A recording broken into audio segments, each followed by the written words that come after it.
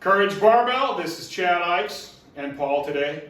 I want to go over 3 versions of the face pull, which is one of my favorite exercises for hitting the upper middle back, and which is also an area that I see tons of athletes, lifters, that are weak in that area. I see guys in here that claim they can row 315, and they can row 315, yet to actually hold their shoulder blades together with 135, they can't do that.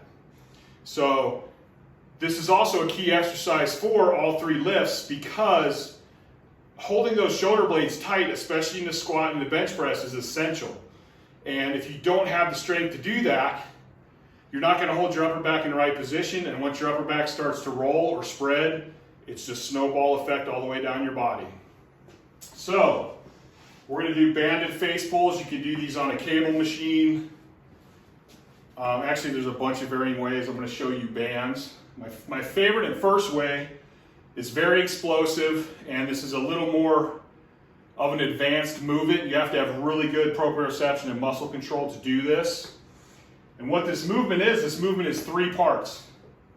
So the first part, you're going to have, when you start, you're going to have your shoulder blades protracted, so they're out and you're spread apart, and you're going to retract them and slam them together as hard as you can.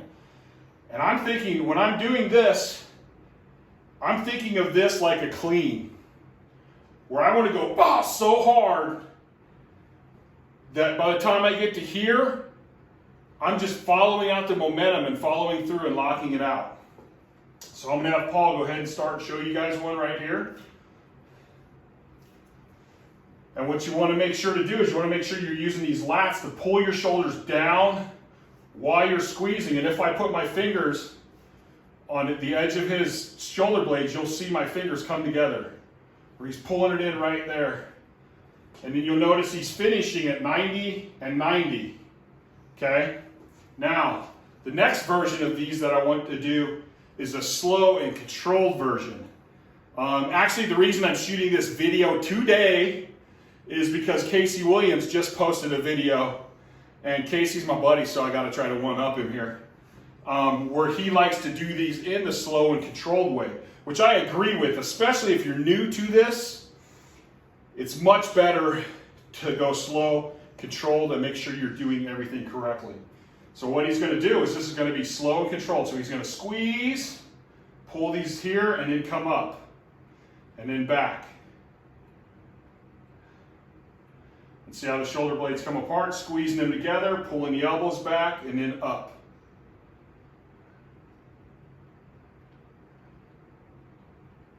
So we're coming in here, pulling the elbows back, up into the 90 and locking.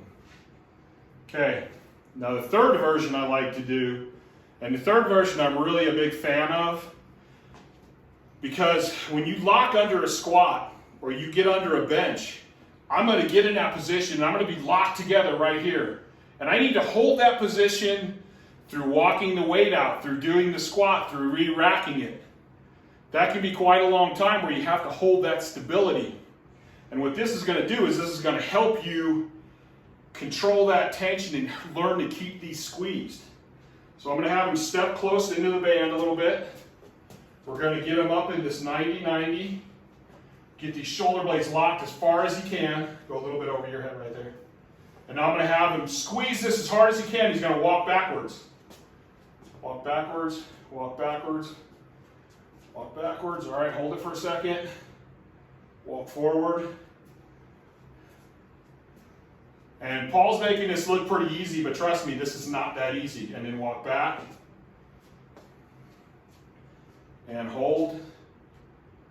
And walk back in. And go ahead and relax. And you don't really necessarily have to do this and walk out, but I like the idea of making you hold this, get this position while you're focusing on walking, because you're going to have to lock that together when you walk a squat out. Now, one of the things, I'm going to have him turn sideways and put your hands up in the position, out here position. One of the things, when you do this, you're going to have a tendency to want to let your hips come forward. And I don't want you to do that. I want to make sure your hips are back and you're standing really straight when you walk back. That's good. Go ahead and relax. And those are my 3 favorite ways of doing face pulls. I actually have a lot of other different ways to do them, but these are my 3, and we do these pretty standard. I really like the explosive ones for a warm-up, doing like a winning warm-up where I'll pump out 30 of those. And that's it for this episode. So thank you, Paul, for helping me out, and I will catch you guys later.